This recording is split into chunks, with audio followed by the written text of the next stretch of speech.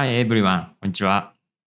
You've just clicked on what I'm confident is the best explanation of Pythagoras you'll find anywhere.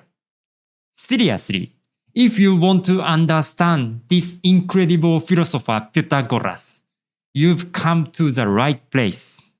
I am Neo, a philosophy YouTuber from Japan, and this is the second video in my series on the lecture of the history of Western philosophy. Okay, Pythagoras was not just some math guy. He was visionary who saw beauty in numbers and shaped the way we think about the world. So stick around, because what you are about to hear is going to blow your mind, I'm sure. Okay, I will tell you how great the Pythagoras as a philosopher, because the birth of philosophy is origin from Pythagoras. Indeed, our modern concept of philosophy, thinking about how we should live and practicing that way of life, actually stems from Pythagoras and his followers. Then, I will tell you the two streams of Greek philosophy. In ancient Greece, there were two main philosophical currents.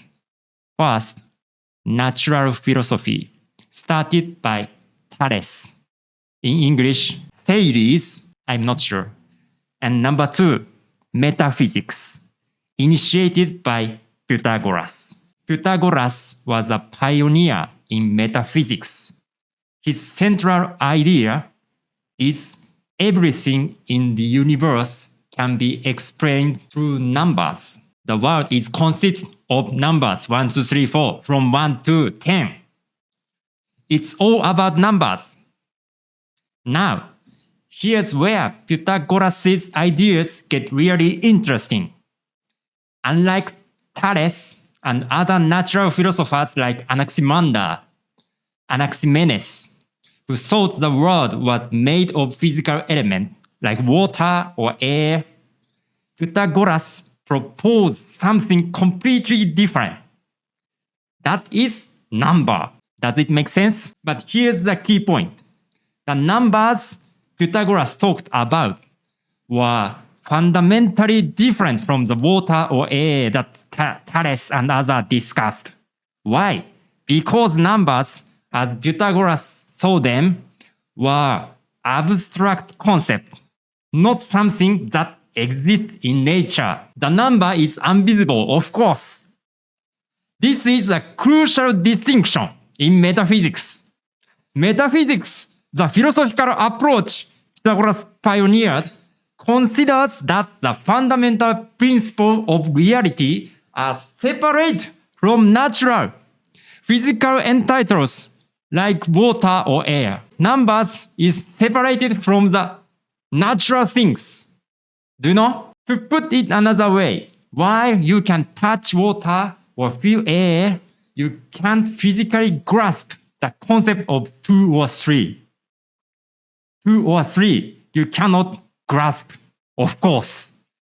These are ideas that exist in our minds, not in the physical world, you know.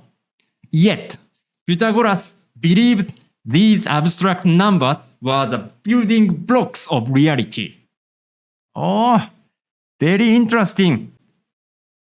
This shift from tangible natural elements to abstract conceptual principles was a revolutionary move in philosophy. It opened up new ways of thinking about the nature of reality and our place in it. Okay, then I will talk the nature of numbers. But what exactly did Pythagoras and his followers mean by numbers? Their understandings was quite profound. They analyzed numbers as consisting of odd and even. Odd means 1, 3, 5, 7. That is odd. Even 2, 4, 6, 8. That is even. Of course, you know. And this analysis of numbers was directly linked to the analysis of the world itself. According to the Pythagoreans, both numbers and the world consist of a structure of opposition and harmony between two things. This idea might seem abstract, so let me break it down. First, in numbers, we have odd and even. 1, 3, 5, 2, 4, 6. Okay. Number 2, in the world, we have opposite like light and dark, hot and cold, wet and dry, you know. The Pythagoreans saw a parallel between these structures. They believed that all things exist by virtue of their number, independent of their apparent physical form. Here's the really fascinating part. Numbers being invisible and unchanging. Invisible and unchanging things is more fundamental than the visible and changing things. You know? In other words, they thought the abstract realm of numbers was more real than the physical world we can touch and see. This is very interesting thinking. This idea was revolutionary, I think. It suggested that behind the ever-changing appearance of the world, there was an invisible, unchanging reality based on mathematical principles. This concept would go on to have a profound influence on later philosophy and even on the development of modern science. Thus began the separation of nature and ideas, and the idea emerged that numbers are seen as the essence of nature. Yes, I mean, there's what I should say. There happens a completely opposite things. Nature is real. Number is abstract, unreal, usually. But Pythagoreans thought the numbers is real and the nature is not real. This is revolutionary, what I should say, opposite, like changing, upside down. Okay, you know, you have to understand. Okay, then I will tell you the more interesting story about what Pythagoreans thought. That is, they thought nature is beautiful even when expressed in numbers. Have you ever thought about how amazing nature is?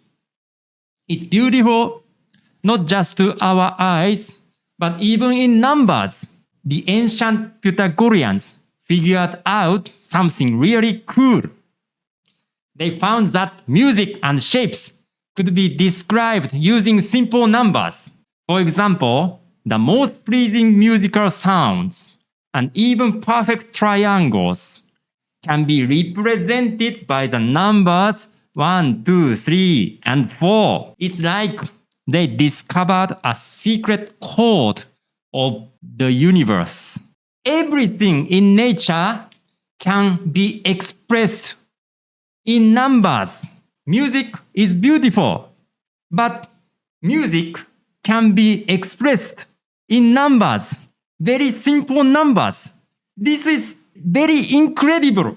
True wonder of natures is they can be expressed in numbers. That is what Pythagorean found. Okay.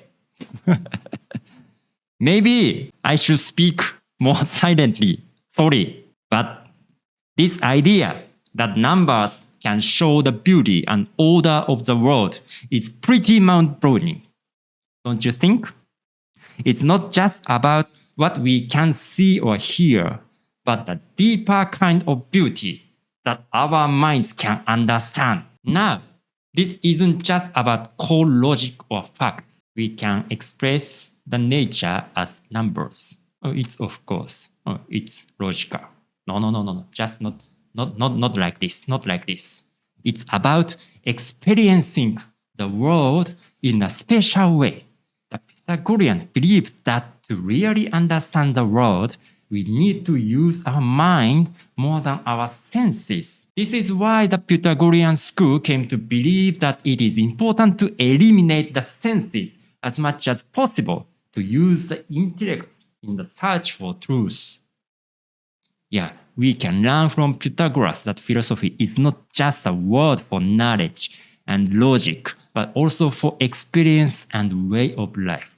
The true experience of Pythagoreans, they found the beauty of the nature as the numbers. This is not just a logical fact, but the experience of beauty. This is what Pythagorean experienced. Then you will know the true reason that why Pythagoreans think we should purify the soul as much as possible. Because they think compared to numbers, the real world is ugly. Have you ever heard the saying the body is the graveyard of the soul? That's the famous word the Pythagoreans used to say. What they meant was that our true essence is our soul and our mind, but our body and our senses kind of hold us back. Can you imagine thinking the world of math is more beautiful than the world we see and touch? It's a pretty wide concept, right? But that's exactly what the Pythagoreans believed. So what did they do about it? They tried to live in a way that would purify their souls.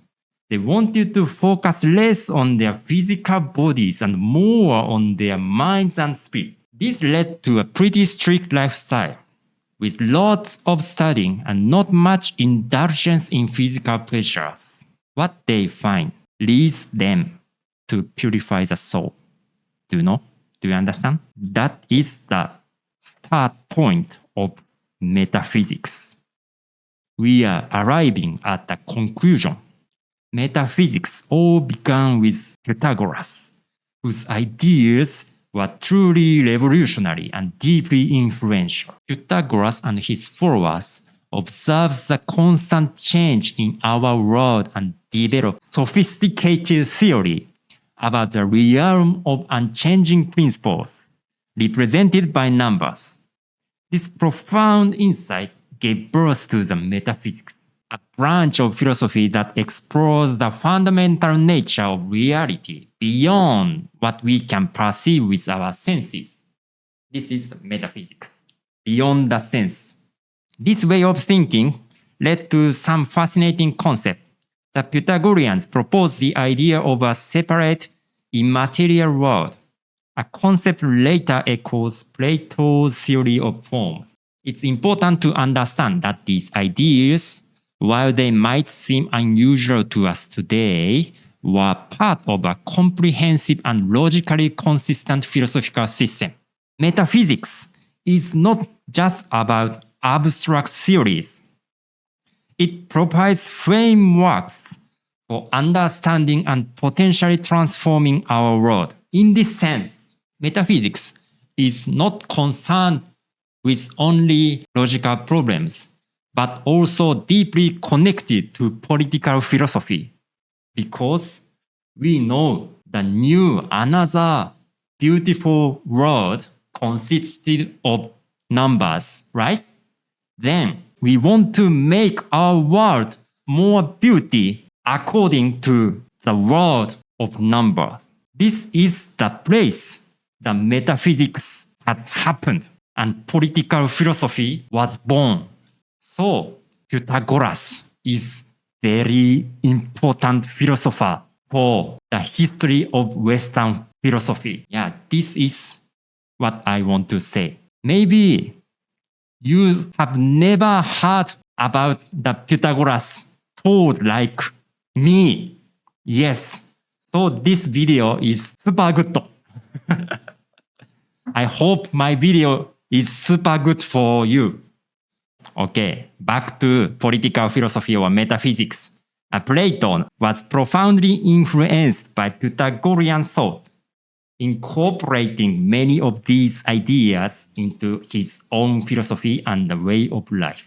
The impact of these ideas extended far beyond ancient Greeks, forming a significant part of medieval philosophy when combined with Christian thought. Okay, the depth and coherence of Pythagorean philosophy demonstrate how early thinkers grappled with fundamental questions about reality, setting the stage for centuries of philosophical inquiry. Okay, that's all. How about this video for you? My introduction of Pythagoras was good? If you feel, oh, this video is interesting, feel free to leave a comment. I will make next video. Next philosopher is Heraclitus. He hates Pythagoras. He hates the word of Pythagoras. How he criticized Pythagoras. I will explain. That's all. さらば。